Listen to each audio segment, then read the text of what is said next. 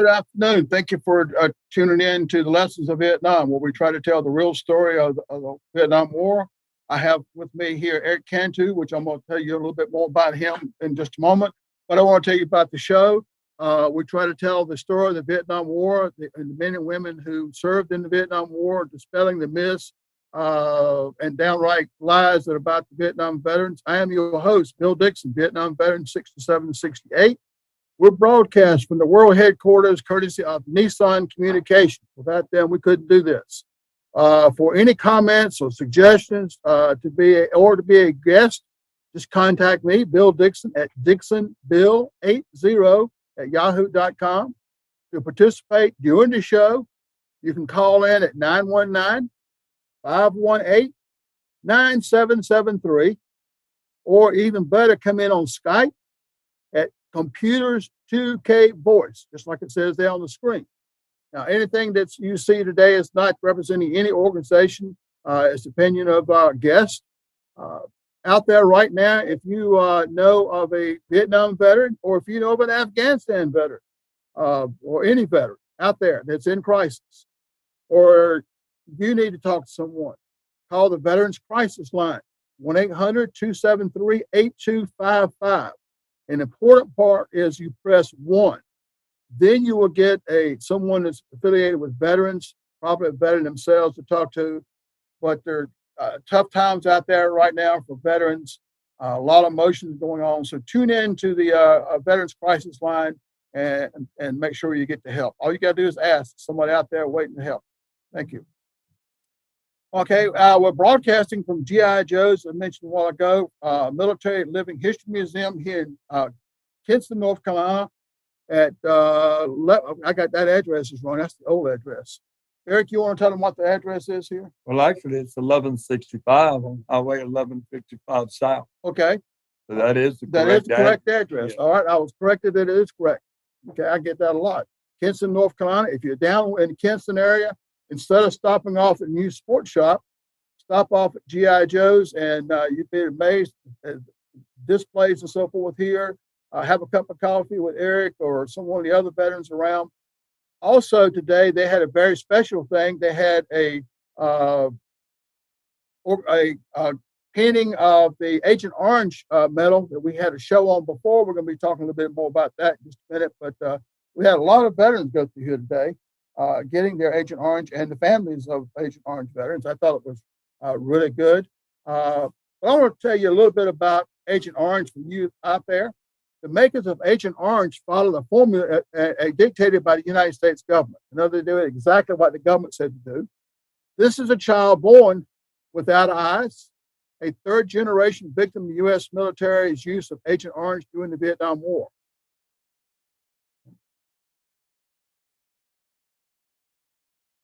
James R. Clary was a young Air Force officer and scientist who designed the spray tank for the C-123 cargo planes that dispensed, I guess it is there, Agent Orange and other herbicides during the Vietnam War.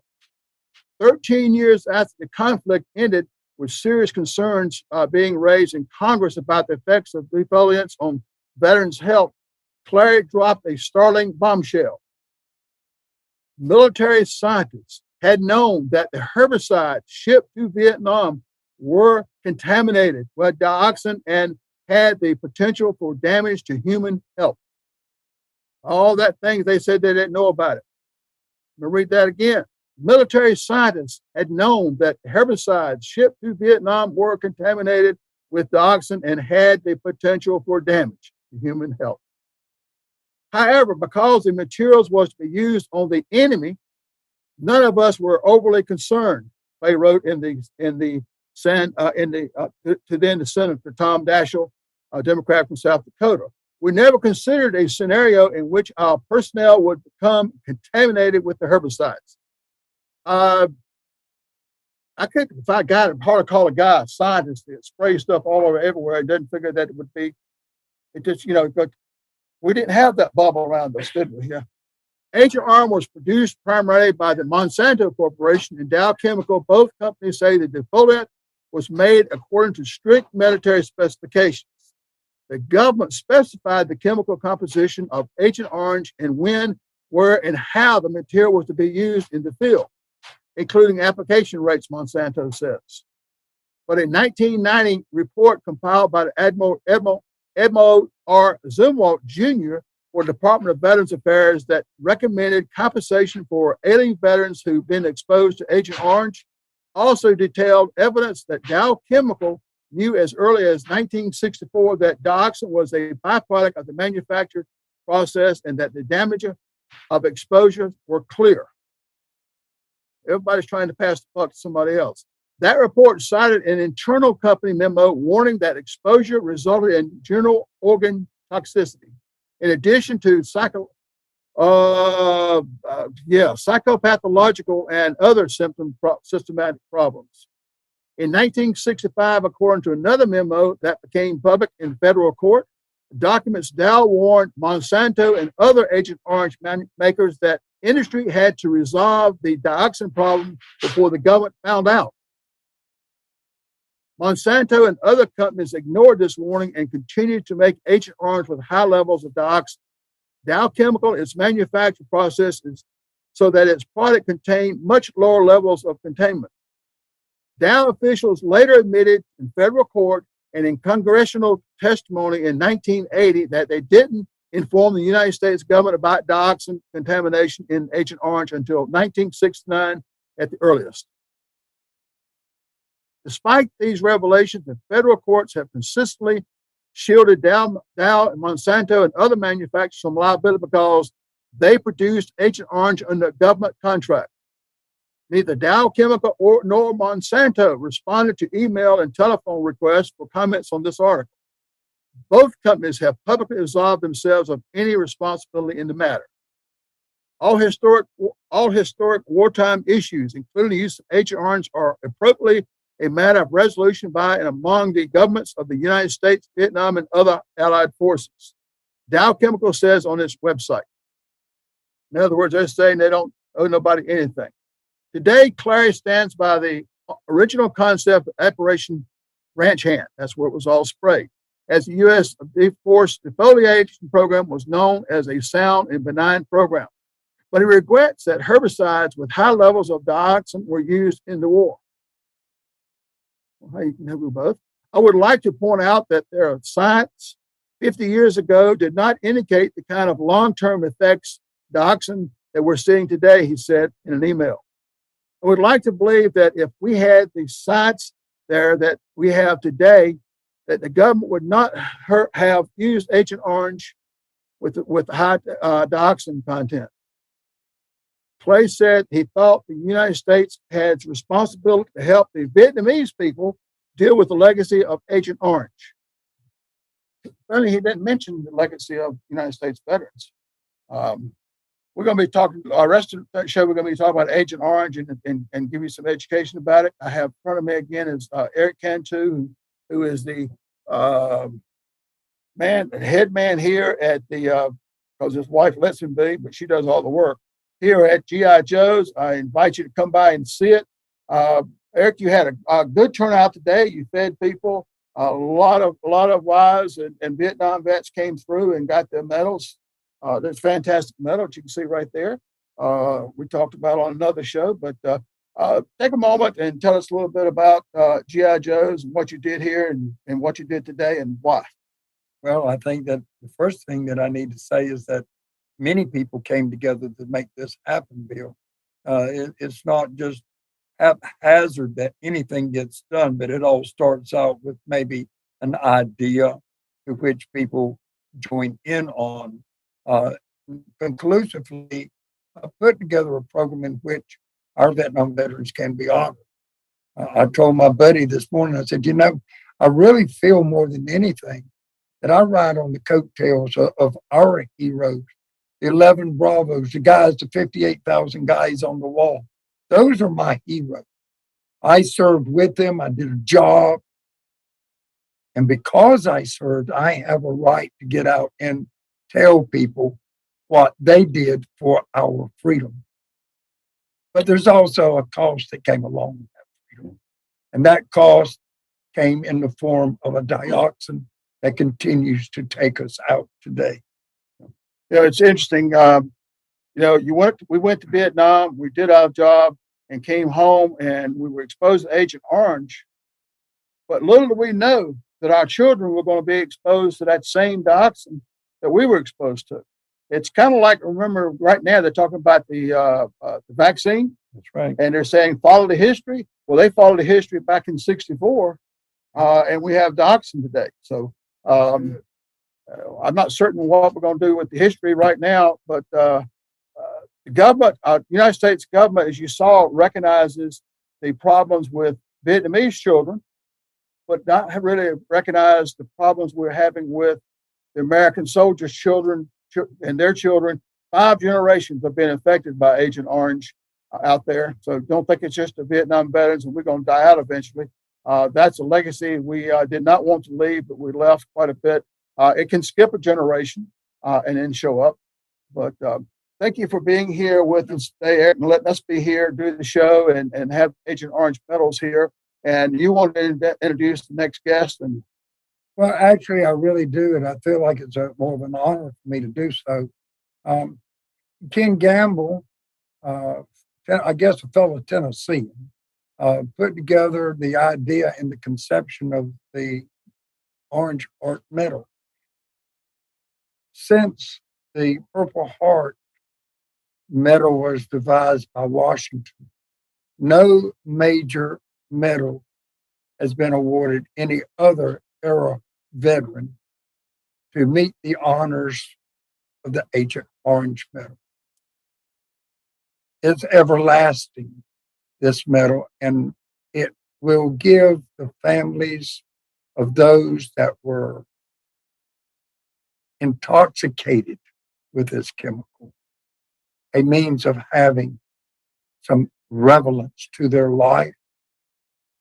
They can carry it on because it is something to be proud of, not because they were exposed, because they bore the burden of that disease that is transmitted to our grandchildren and their children.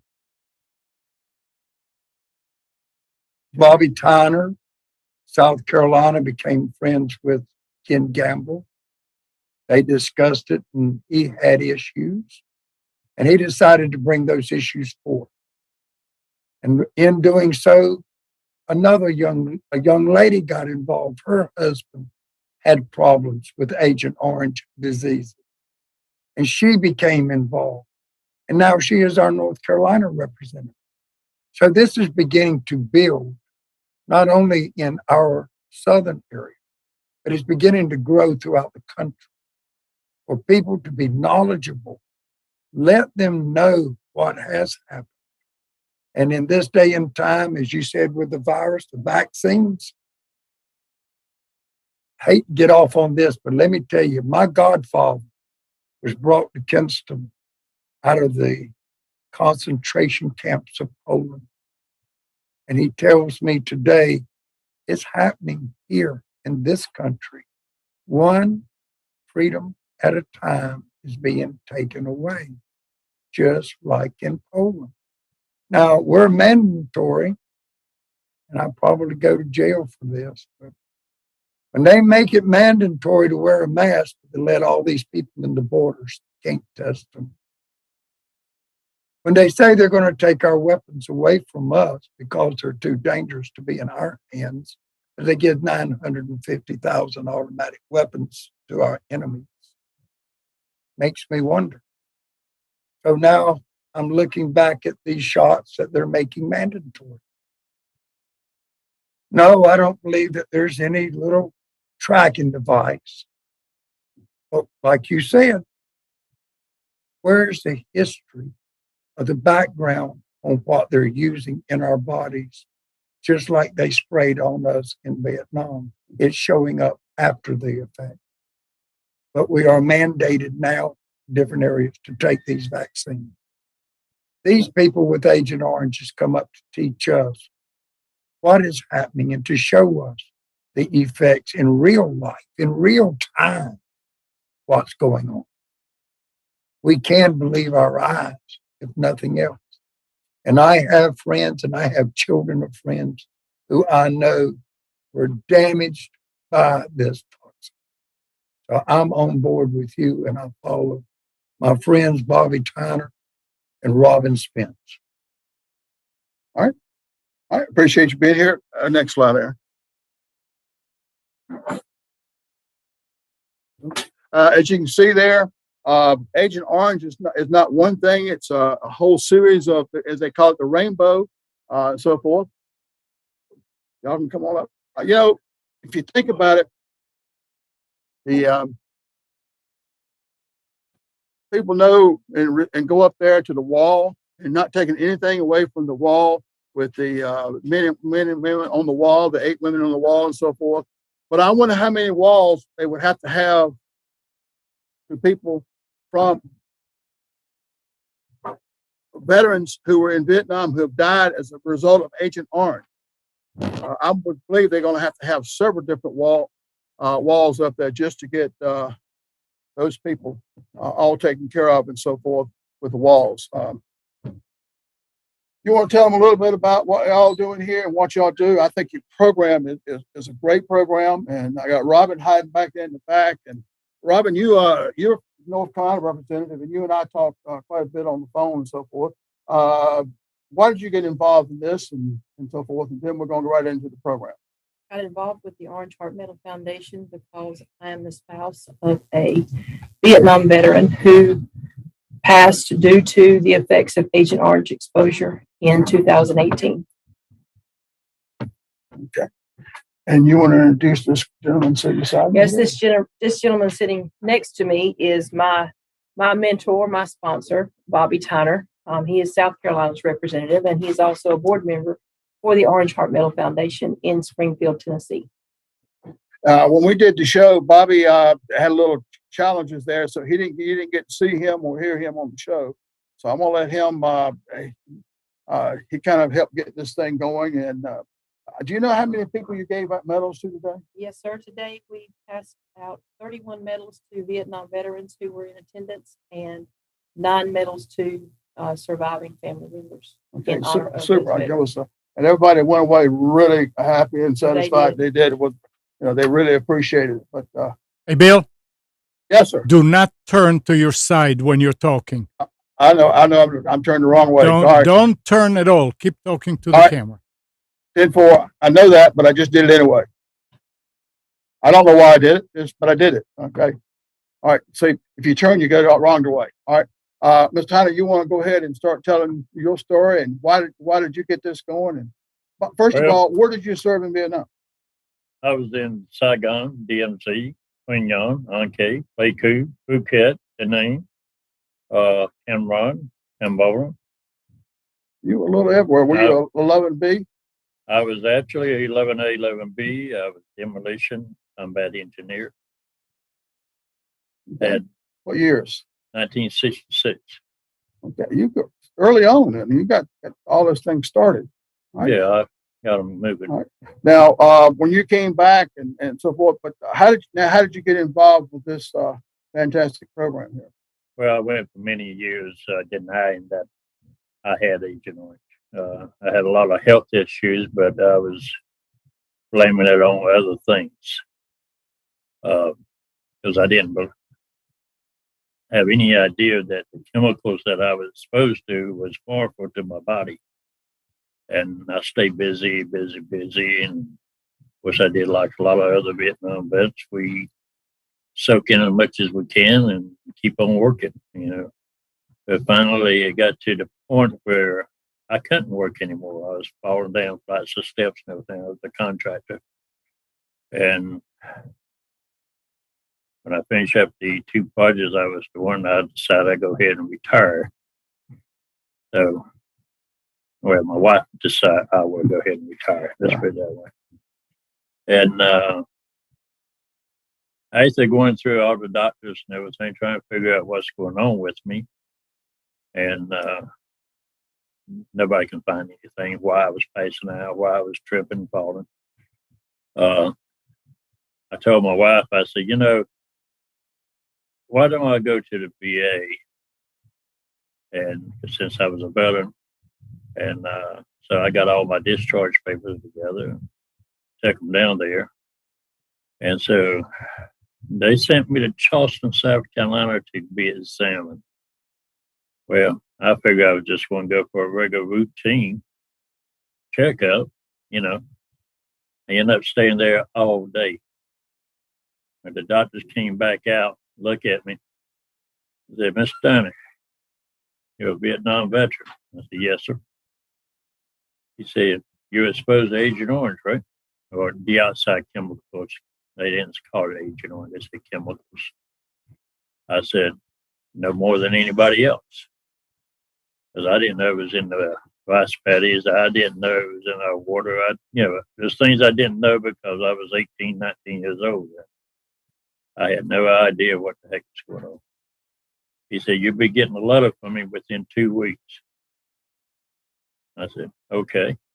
So when I got the letter from the VA, out of Charleston, South Carolina, they diagnosed me with a bunch of problems that I had no idea I had. So to make a long story short there, my wife's best friend at the time works at the hospital with her. My wife's a registered nurse, and her friend, as a first cousin, was a VA, works for the Veteran Administration Office. So she set up an appointment for me to take that letter and everything down there. So my wife and I made a trip to Conway, South Carolina.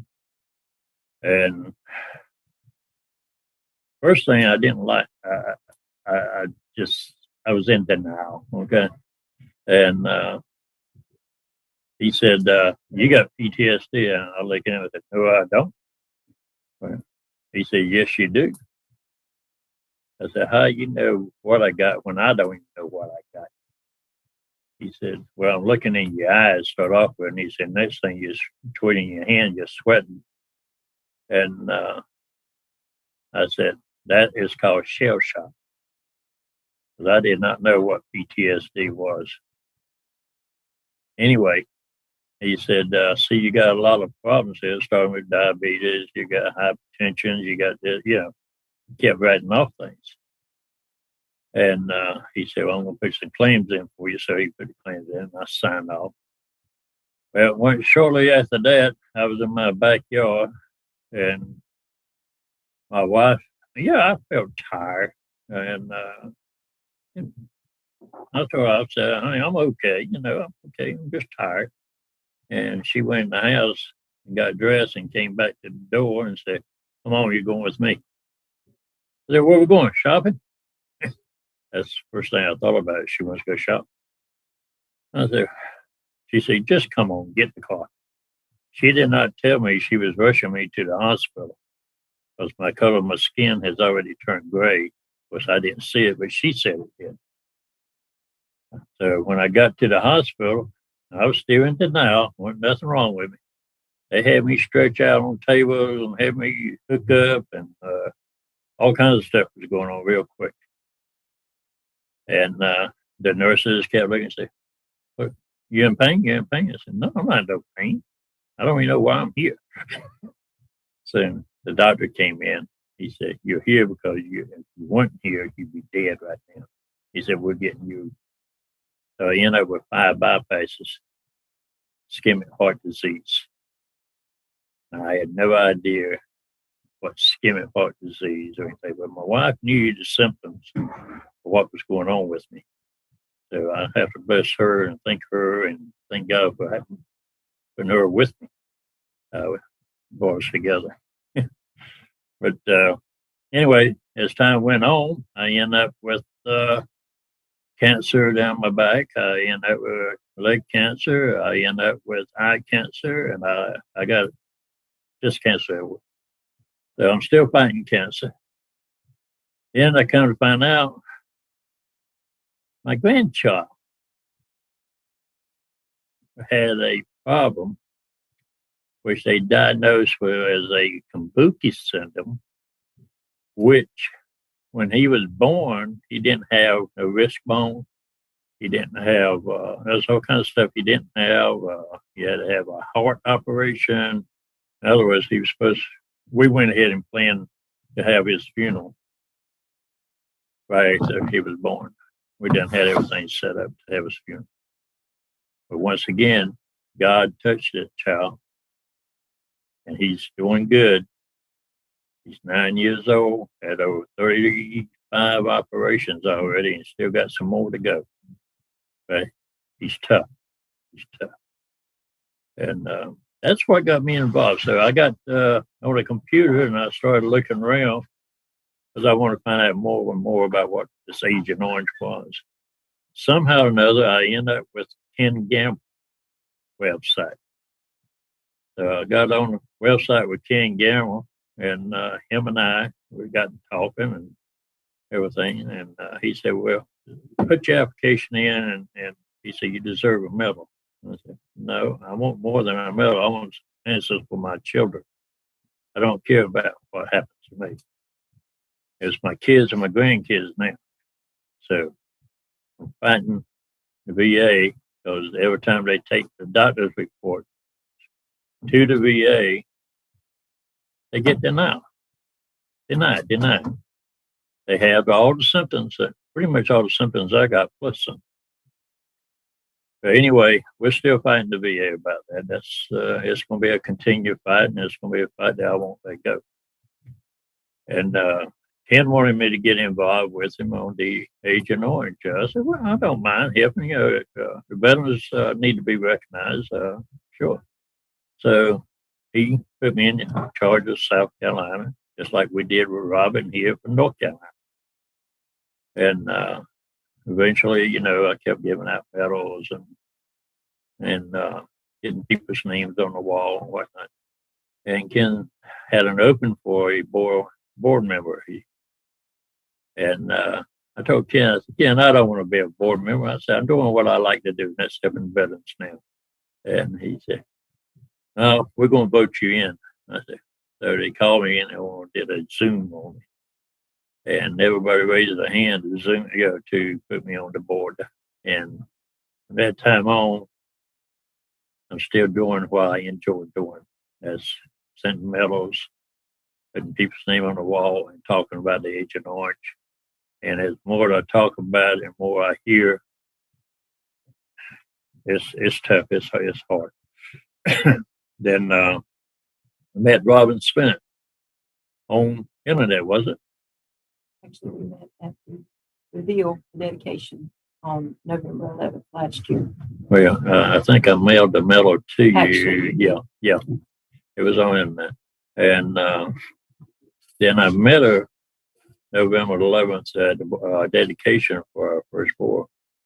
And I got to speak to her a little bit, got a hug from her. She always give a hug.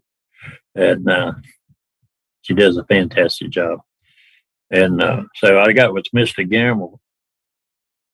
I said, that lady right there is going to be a good representative, because I was taking on 2 states, because I was born here in North Carolina. I was born and raised right here. And I said, well, I want to take on North Carolina, South Carolina. Well, it got to be a little too much because I couldn't be in North Carolina. And so I called Mr. Gamble. I said, you remember that woman, Robin Spence? He said, yeah. I said, I'm going to talk to her about representing the state of North Carolina. Excuse me. And he said, go ahead.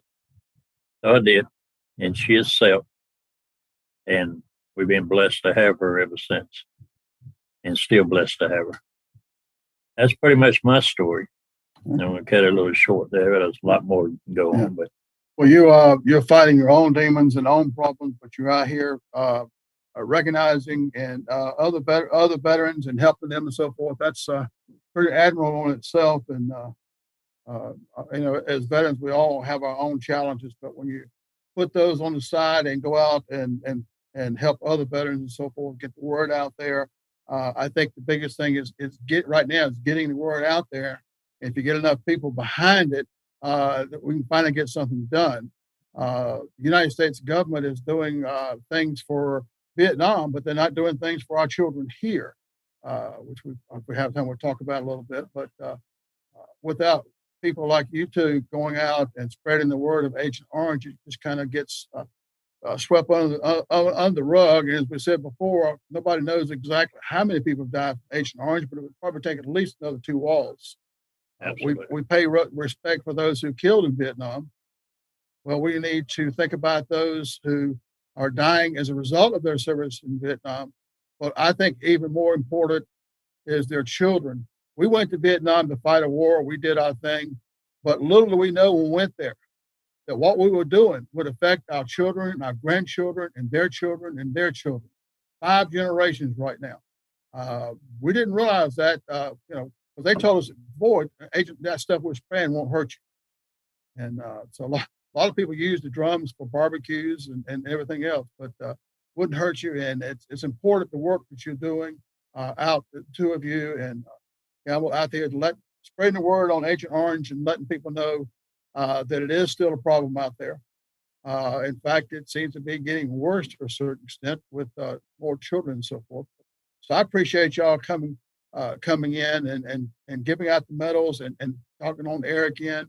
If someone wanted to get in touch with you for medals or make a donation, Robin, what will they do? They can contact us on the website at www.orangeheartmedal.org and click on the tab to donate. They can purchase merchandise like the shirts that we're wearing. We also have hats and patches that are available for donation. The medal application is also, when you open up the web page, right to the right is the application to fill out the for the memorial, to have the name added to the memorial wall if they wish.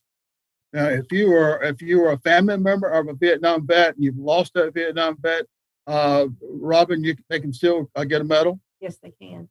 Okay. They can go through the website and follow the application.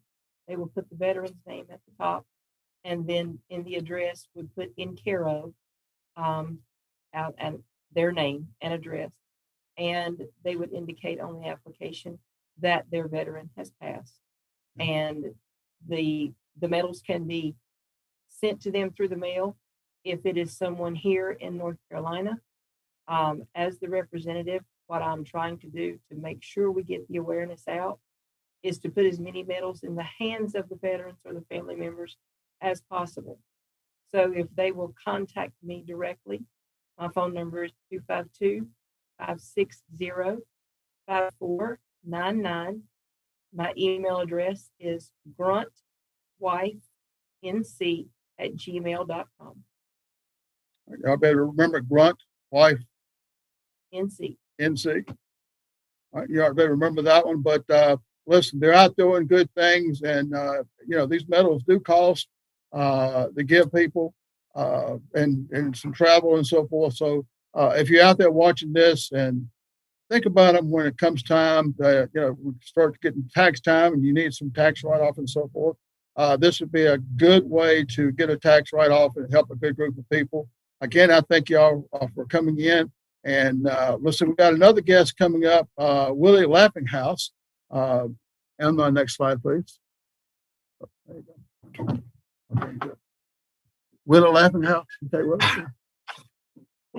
set up here. Yeah, please. All right.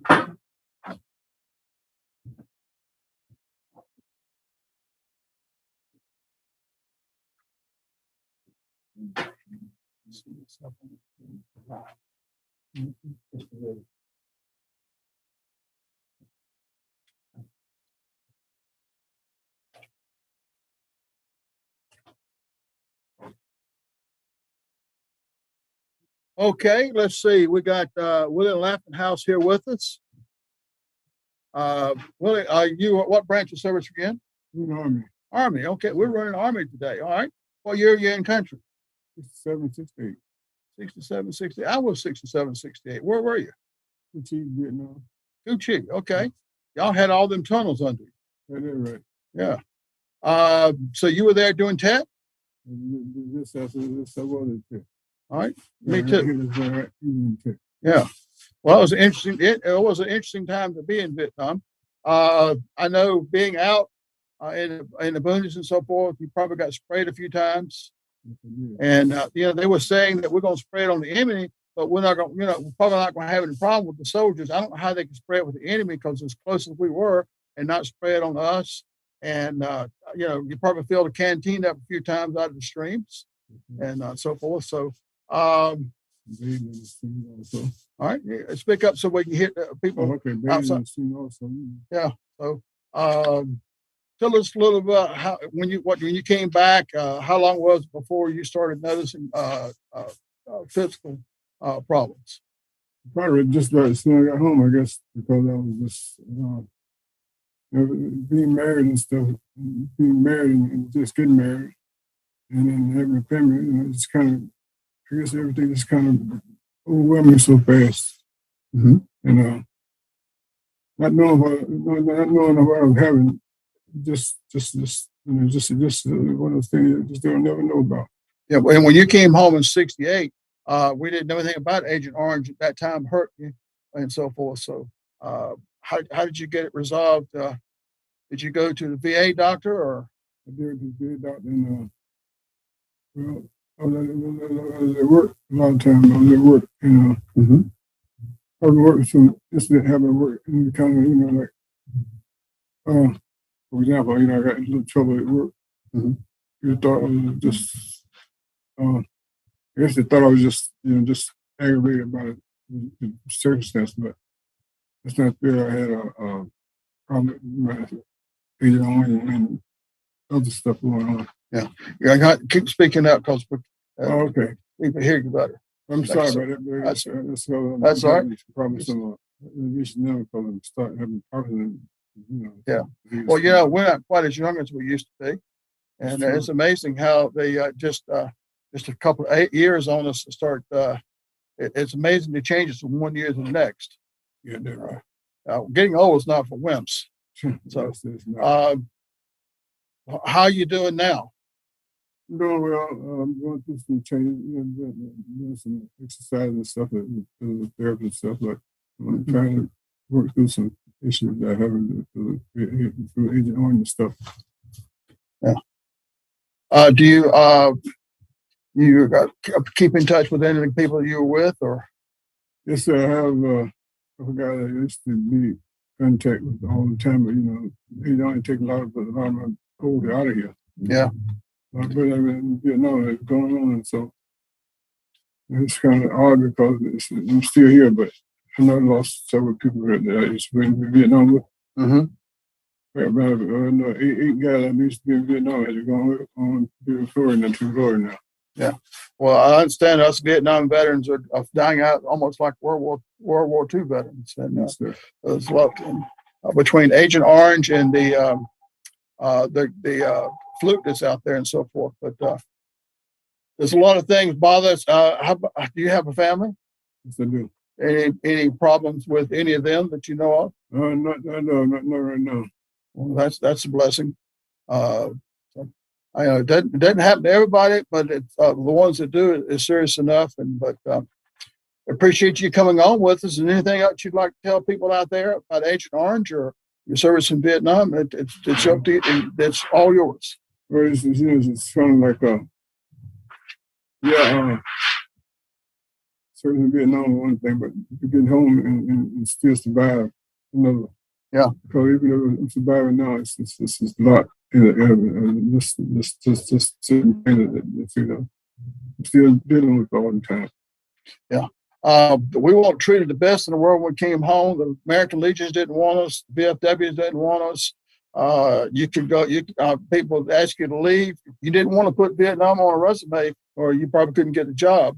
And a lot of that's changed now because of the price that we pay, and out there fighting for the rights of the newer veterans. So we paid a price for those who are fighting today, and but it was tough on us when we got home. I know that when I came home, nobody knew I was a Vietnam vet for 20 years and so. We got for 20 years. I worked DuPont for 20 years, and we got Vietnam. They never knew we were in Vietnam. Yeah, that's what it was for me, and a lot of us out there, because nobody wanted to hear our story, even though they said they did, but they didn't, and didn't care one way or the other anyway. So It's a shame of being better. I guess it's a shame of being better. Yes, sir. Yes, sir. Well, thank you for being on. And let's see, are you going to invite to announce our next guest or? Very, very good to do that, man. Okay. All right. We can do that. Emma, next slide, please. Thank you. Thank you.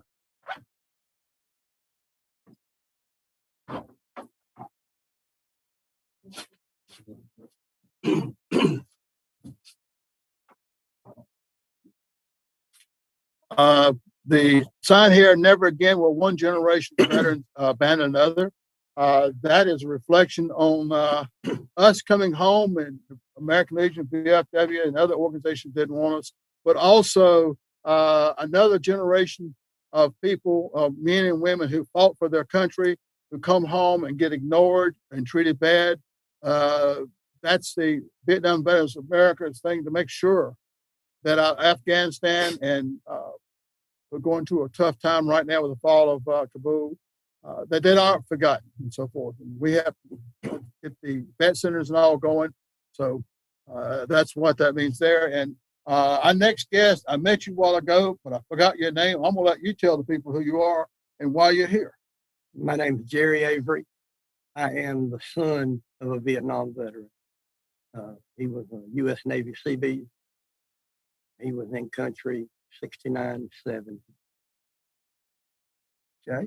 And as he passed now, you've lost him now? Yes, sir. He Okay. passed away August 29th of 2020. Okay. From Agent Orange, problem? Okay. Yes, sir. He had several of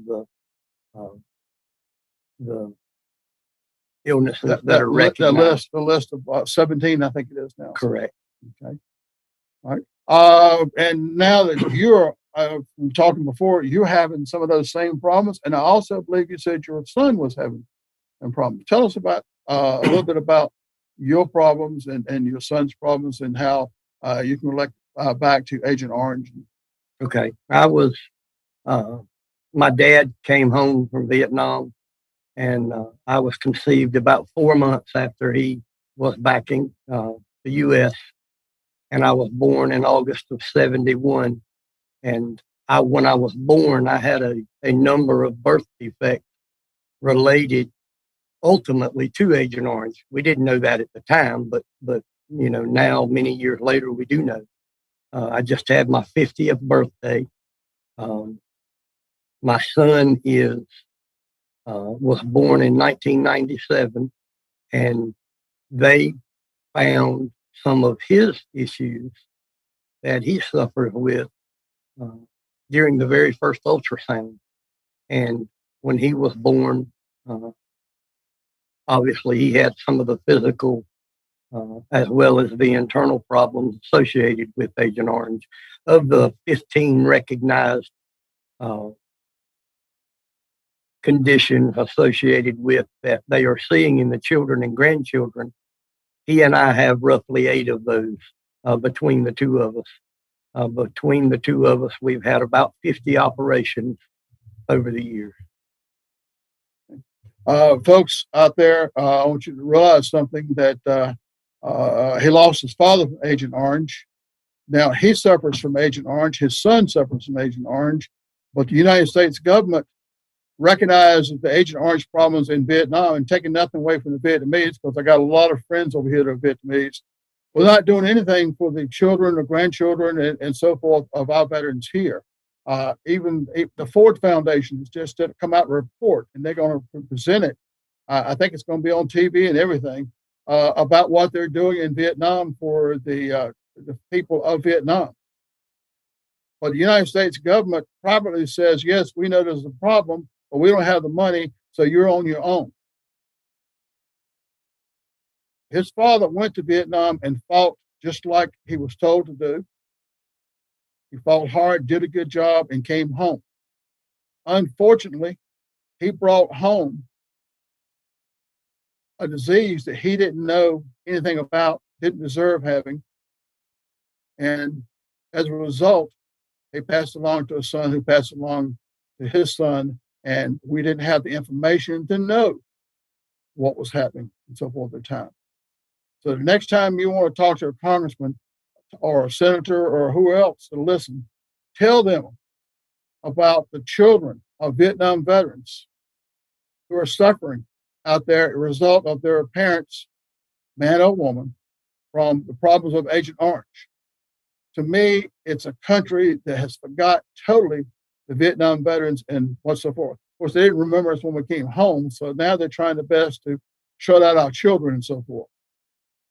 And yeah, it's going to be expensive to recognize them, but I think the Vietnam veterans paid that price to have their children and their grandchildren and so forth and their legacy to be taken care of because of their service. And I hope you go out there and spread the word and tell everybody else about this challenge, that it's not just one or two we talked about. You've seen several here who have problems with their family as a result of their service. And I tell people, I went to Vietnam. My job was to Vietnam, survive, and come home. Well, his dad came home. Unfortunately, the Vietnam War came home with. So I want you to remember those people. And next time you sit down and say a prayer, I want you to say a prayer for all the Vietnam vets and their families, because Vietnam War is the war that keeps on giving. And it keeps on giving. 5 generations we've tracked so far. Now, five generations later, they don't even know what Vietnam was. But they're having health problems as a result. So I ask you out there, just remember what you've seen today as far as the children and Agent Orange issue all the way. And they're helping Vietnam itself clean up and helping the children over there. And it's a lot, because I've been back over there 3 times. But let's don't forget our children and our grandchildren and so forth. Let's don't forget the Vietnam vet again. We ignored him one time, but it's time we stand up on our feet and go, hey, those people, those children deserve everything we can do for them, because their mom and dad paid that price. I'm just asking you to think out there. And I do appreciate you coming in and speaking as we've talked. And I hope you and I really pray that you and your son can battle this and get some relief out there. So hopefully we can get you some relief out there. They say they know it's a problem. They don't have the money, so they're going to just ignore you. But, I will add, we were told by the Veteran Services Office in the county where we live to go and file the claim. So we did do that. And we were also told that the reason for doing that was to aid the government in the final days of President Obama being in office. He signed into law money to do research for the children and grandchildren. So we went and we filed those claims, knowing that they would be denied because there is no legislation in place, but that they needed that so that they would have a pooling of people so that they would be able to call on people to begin doing the research. We've since been told that now that documentation has all been lost. So we're going to try and do this again. The veterans were told that the building burned down in D.C. and they lost all their records. oh, that's a standard issue. If you ask for records, the building burnt. And so I say that in a comical way because now we're beginning to get those same types of burdens that the veterans, and we know that history repeats itself time and time again from the beginning of time. It just continues to repeat itself. And without the veterans, because we've talked about that today a number of times, that just like the World War II veterans, just like the World War I veterans, at some point they're all going to be passed away. And it will be the children and grandchildren and up to the 5 generations and beyond to keep this alive so that the government is forced to have to answer for the negative effects. They didn't know what was going to happen any more than we did, at least from the standpoint of what our legislators were being told. But the scientists knew, and some may or may not know who Dr. Orange was. That was the nickname given to one of the scientists, and it's just, that's a whole other story, just on his life and his son's life. But we've got to continue to fight. If we don't, we're never going to see a means to an end. Well, you know, the mantra for the veterans out there, and there are some good VA doctors out there and some good VA hospitals, not taking away from them, but the bureaucracy kind of gets, you know, it's delay until they die. Well, unfortunately, they can delay and we die off, but you're still there and your son's still there. This situation is not going to go away. It's time they step up and do something about it. You know, us Vietnam vets, we don't have a whole lot of time left. So we're going to die out. But the dioxin and the problems it's causing the children, that's not going to go away. They're going to have to take their head out of the sand and realize that this is a challenge that's not going to go away, that you're going to be around. And hopefully you continue out there getting the word out so that nobody forgets your dad or what you've gone through. So, if I can make just one request to all the veterans, we know that you have a tough time talking about being in country and the issues that you dealt with. We know that. I can understand. As a retired law enforcement officer, I know, at least from my level, and can understand on what you've dealt with. But you've got to have those candid conversations with your children and grandchildren so they'll understand. We've got to bridge the gap. The government's ultimately going to tell us no unless we can bridge the gap between the children and the grandchildren and the war. And the only way to do that is with the veterans. So, yeah, it keeps getting the word out there. Register, fill out those forms, knowing you're going to be denied. But if you keep right on filling out, they're going to, if we get the word out enough, the people who vote are going to do something about it. The politicians not going to ever do anything about it because it's going to cost them money. But it's us that vote out there is going to get something done. Because you say, I'll vote for you if you take care of the children of Vietnam vet and you get enough people together. They listen to a large number of people. We had a teacher strike here several years ago here in North Carolina. And we asked some of the legislators, why did the teachers get more on what they wanted, but we didn't? It's because they all wore red shirts and came and talked to us. You didn't. So that's what they're looking for. It's grassroots out there.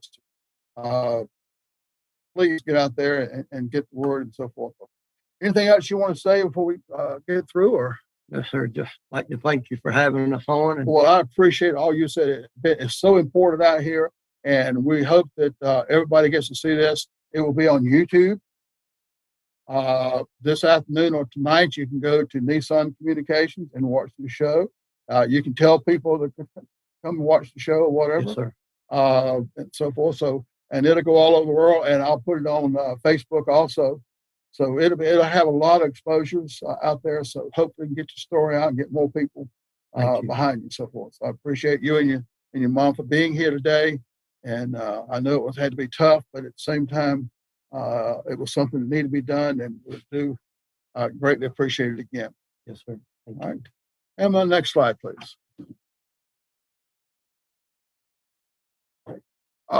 You heard him talk about the VA Agent Orange presumptive diseases. The latest list from Veterans Administration of presumptive disease related to exposure to Agent Orange. Bladder cancer. That's a new one. Chronic B-cell leukemia, Hodgkin's disease, multiple myeloma, non-Hodgkin's lymphoma, prostate cancer, respiratory cancers, including lung cancer, soft tissue sarcomas, and other. I'm not osteocoma. Okay, you know how y'all know out there, if you've seen this show, I have a hard time pronouncing words. And chondrodro, well, anyway, you can see what it is. Kaposi's sarcoma or mesothelioma. Okay, the next slide, please. Other illnesses, AL, Chlorinac, or similar types of acneiform disease, diabetes mellitus type 2, hydrothyroidism, which is a new one this year, ischemic heart disease, Parkinson's disease. We had a gentleman here earlier that had Parkinson's disease. Another form of Parkinson's disease was picked up in 2021. Peripheral neuropathy, early onset, yeah. I'm gonna let you read that one because I can't even come close to that one. But those are the diseases out there. They'd have decided automatically that if you were in Vietnam and you get sick, that's automatic on those. So that's the disease that are out there. As you can see, he's got 8 of them out of that group, and it's and his son. So, but getting short. But Ralph, you want to come over and just for a second and just introduce you and talk to you a little bit? Right. All right. We're on the air, so we got one gentleman that I didn't know how we were going to run on town, so I went over and begged him and so forth, and he said he wasn't nothing, but I seen him working around here, so I know he's something because he keeps this place running when Eric's not around. So I'm going to talk to Ralph a little bit, and before I run out of time because I can't take exactly. Okay, Ralph. Let's see. Got you here. When were you in Vietnam? 1966 and 67. All you guys started this in '66. Jeez. I mean, bad enough I got in '67. What branch of service? Army. Army. Okay, this is the Army Day. All right. Where were you? I was in Cu Chi. Cu Chi with the tunnels. Life and House was there. Yes, I was in them tunnels. Okay, yeah, that's right. You're a little guy. Were you a tunnel rat? Well, I went into tunnels. Went in tunnels. I Okay. wanted to go into tunnel rats, but I was one. All right. And you got the CIB there. So you means you're 11 Bravo. What kind of recognition did you get? What kind of medals did you get while you were there? I got a Purple Heart. Purple Heart. Okay, because you didn't duck gun. I Okay. got a Bronze Star. A Bronze Star. Oh, okay. And All right. With a V.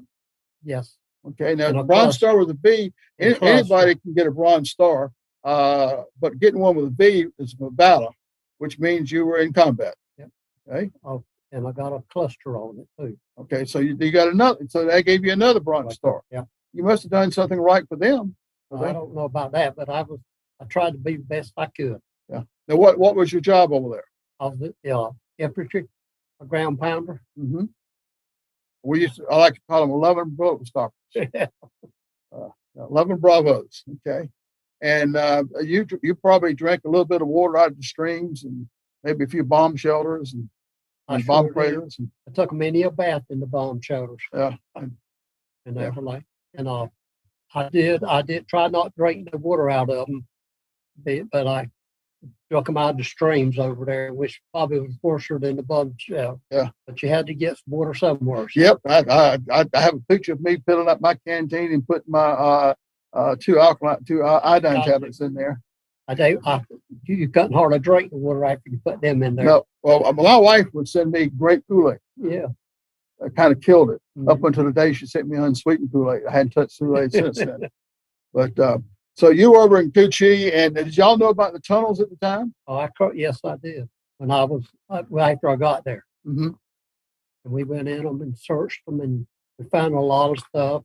I went in tunnels 3 stories down in the ground, That's 3 different stories. Yeah. Okay. and air was mighty thin down there, and there in the 3rd floor and Yeah. everything.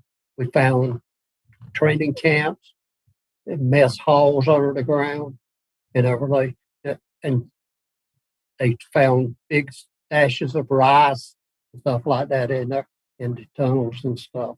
Now this was under probably the 3rd largest camp in Vietnam, Cu Chi.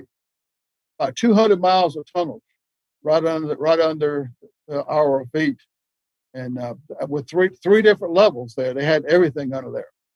And what was it like to go down? I can't imagine taking a flashlight and a pistol and going into a tunnel. I have a problem with being in tight spots already, and I know they. Now I've been back to Cu Chi and went to the tunnels, and they have made them bigger now so people can go through them. They still haven't made them big enough for me. Well, But just the thought of going through there, I get claustrophobia. I'd probably have to stand up somewhere in there. But it was kind of scary. I always tried to make enough noise that if they were in the enemy, they could run. Mhm. before I got there. I didn't want to have to face them, Right. you know, Now, but we Uh, did. what was it like when you were above ground out there as 11 Bravo? Y'all do a lot of patrols. Yeah, a lot of patrols, but about every night, and a lot What of was it like being out in the jungles at night? No street lights and so forth. What was it like to be out there at night and you start hearing of all these noises and that snake you saw that day and the tiger and you sit there and something crawls across your legs. You don't know what it is. Maybe a millipede. What was it like being out there? It was frightening, but you kind of got used to it. The rats was terrible over there. I know at night we set up on the rice berms, and when the water started rising, they come running down it and over the top of you and hit you. And I mean they weren't small; they were big. Yeah. And all. And they weren't scared of you either. No, they'd run out over the top of you. They look at you and go, "I dare you to mess with me." So you came back and you're from Kinston area? I was about 20 miles south. Okay. All right. So you came back to North Carolina like I did, and I want not many North Carolina natives we find around here now. But when did you start noticing problems from Agent Orange? Well, I really not have or had much problems with Agent Orange. I've been one of the fortunate ones. I've had a little melanoma on me, but that's the biggest part I've had. Well, listen, that's something to be grateful for out there. I am thankful, and my grandkids and my kids, they have showed no sign of any effect from it. Well, that's something we really thankful for. Yeah. It's just like 9 million people served during the Vietnam War, and less than 3 million of us went to Vietnam. It was somewhat the luck of the draw. Yeah. And but I think my recruiter put my name up on top because he told me I'd go to Germany, and he won't want to see me to Germany. I hadn't been to Germany yet, but I do appreciate you coming in and ending up the show with your story and so forth, because it's important to realize that everybody got sprayed. Some of us have been very fortunate. I have peripheral neuropathy. The nerves in my feet and legs are dead, which is an Agent Orange thing, but I can't claim it because I didn't claim it a year after I came home, which would have been 1969, and Agent Orange didn't hurt us back then. Well, that's what they told us is they sprayed us.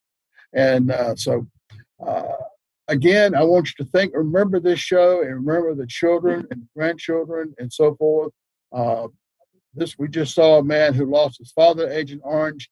His life has been affected by Agent Orange, and now his son's life has been affected by Agent Orange. He wasn't the only one.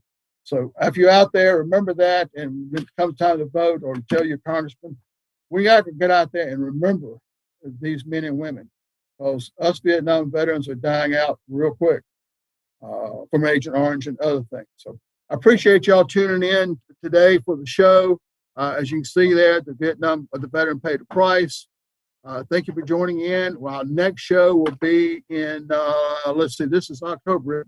It will be the second Monday in November. The date, I do not have it in front of me because I forgot. But tuning in, like I said, we'll be on Facebook sometime today or tomorrow. We'll have a chance to put it on. It'll be on YouTube. It'll be on Nissan Communications. Go on and watch some of his other shows. And thank you for tuning in to this one. And I hope y'all have a great evening.